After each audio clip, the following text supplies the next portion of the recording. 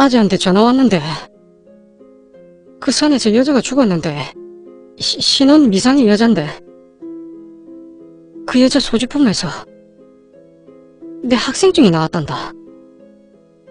뭐라고? 그럼 그거 혹시 저번에 그 광녀 아이가? 맞다. 그거 말고 또 있겠나? 왜 죽었다는데? 내가 아나. 나도 아재 전화 받고 경찰서 가는 길이다. 한동안 둘 사이에 침묵이 흘렀습니다. 정말일까라는 생각, 왜 죽었을까라는 생각, 이런저런 생각에 머리가 어지러웠죠. 특히나 각별한 감정을 가지고 있던 신구는 가는 내내 우울해 보였습니다. 경찰서 앞에 차를 들이밀자 그 아재란 분이 나와 계시더군요. 일단 경찰서 안으로 들어가서 왜 그 광녀가 신군의 학생증을 가지고 있는지 잘 설명했고, 물론 저도 그 현장에 있었기 때문에 따로 앉혀놓고 묻더군요. 뭐 있는 사실 그대로인 터라 심군이랑 토시 하나 안 틀리고 똑같은 말을 했던 겁니다. 뭐 취조나 조사 차원은 아니었고 그 광녀가 가진 소지품이 유독 아무것도 없고 딸랑 웬 남자 신분증이었으니 그럴 수밖에요. 잠시 경찰서에서 이야기하고 나오니 마침 점심 식사 때라 아재란 사람하고 같이 근처 점심 먹으러 나왔습니다. 사실 왜 죽었는지 그것이 궁금한 터였습니다. 얼마 전까지 한 일주일 전인 것 같았는데 식사 중에 우린 그 사실을 알게 되었죠. 교통사고인 것으로 일단 파악은 되는데 문제는 뺑소니였다는 것이죠. 물론 당시엔 교통사고사라고 추측만 했었습니다. 신체에 난 상처라든지 보면 대충 파악이 되지 않습니까? 심하게 부닥친 모양인데 사고 난 시간은 야간인 것 같은데 신고는 날이 밝은 새벽녘에 들어왔답니다. 또 이상한 것은 사고가 난 지역인데 바로 그 공터, 즉 급커브가 일어난 그 지역이라는 겁니다. 워낙 천방지축으로 싸돌아다니는 아이라 그곳까지 간 것인지도 모르겠지만 우연의 일치치고는 매우 이상했습니다. 뭐 지금이야 그렇게 생각이 들지만 그때 당시는 정말 우연이다 라고 치부를 했었거든요. 그리고 그동안 눈앞에 보였던 그것이 바로 그 광녀라고 짐작도 했고요. 그동안 그곳에서 왠지 모를 여자를 보고 사고가 날 뻔했다 라고 했었는데 그것이 그 광녀라고 생각이 바로 든 것입니다. 워낙에 신출귀몰한 아이라 그러고도 남았었죠. 이제서 의문이 다 풀리는 듯한 그런 느낌이 들었습니다.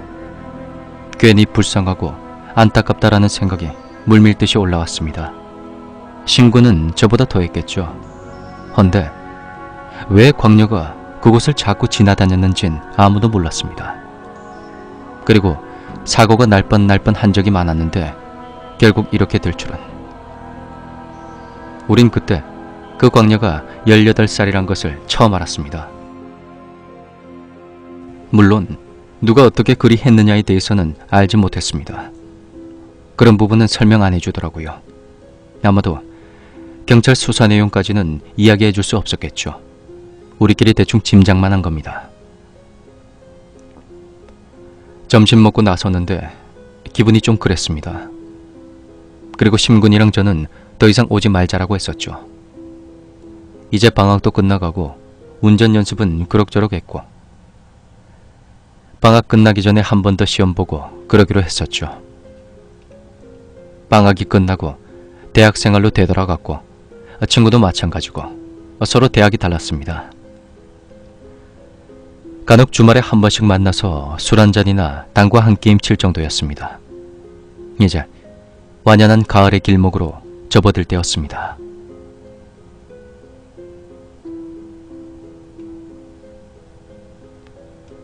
전 그 이전부터 다른 대학으로 편입을 준비하고 있었기에 공부 삼매경에 빠져 있을 때였습니다. 고등학교나 삼수할 때까지 놀기에 바빴는데 그리고 편입시험에서 1등 수석을 먹었죠. 그건 나중에 대학 편입한 후에도 지속이 되어서 당시 우리 과에서 전과목 올 A+를 받는 신기도 했었고요. 그리고 졸업할 때까지 수석만 했습니다. 뭐 그렇다는 거고 여튼 완연한 가을의 문턱에서 9월 후반쯤 된 것 같았습니다.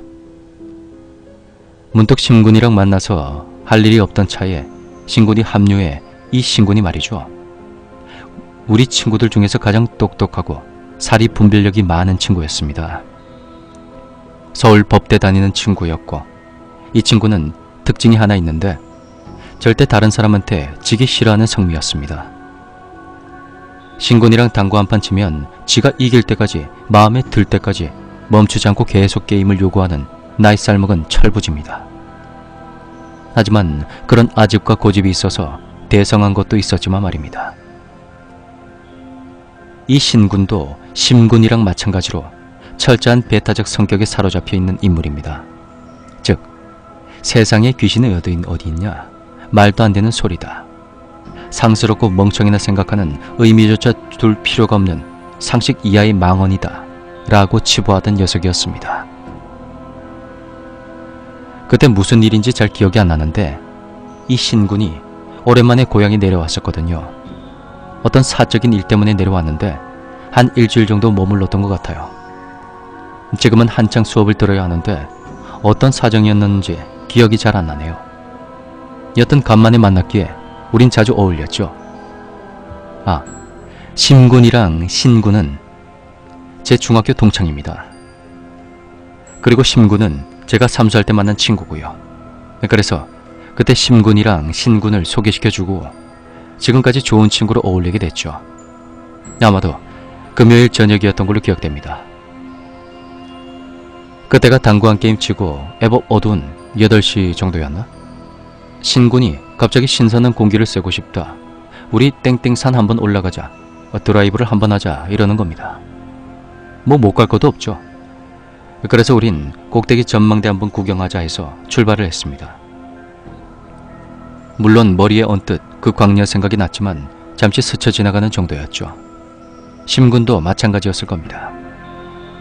우리 3명은 그렇게 신나게 달렸습니다.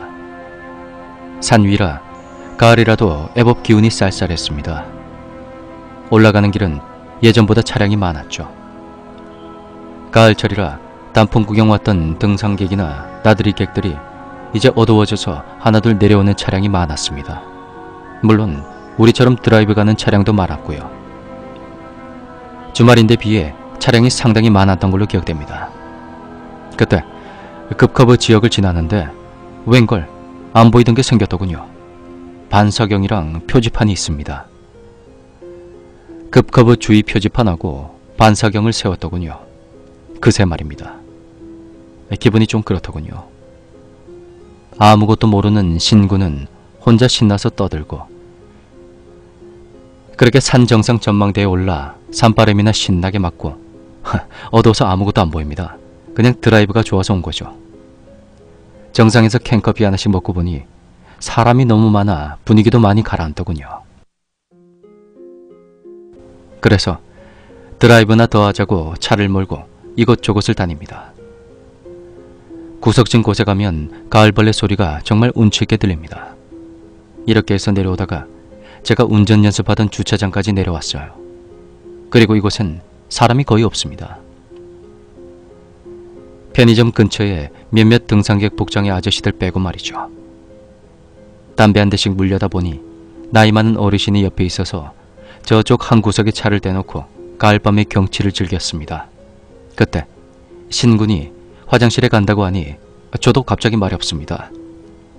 신군이랑 저아랑 화장실 쪽으로 이동해 볼일 보고 나오는데 어라? 우리 차가 안 보입니다.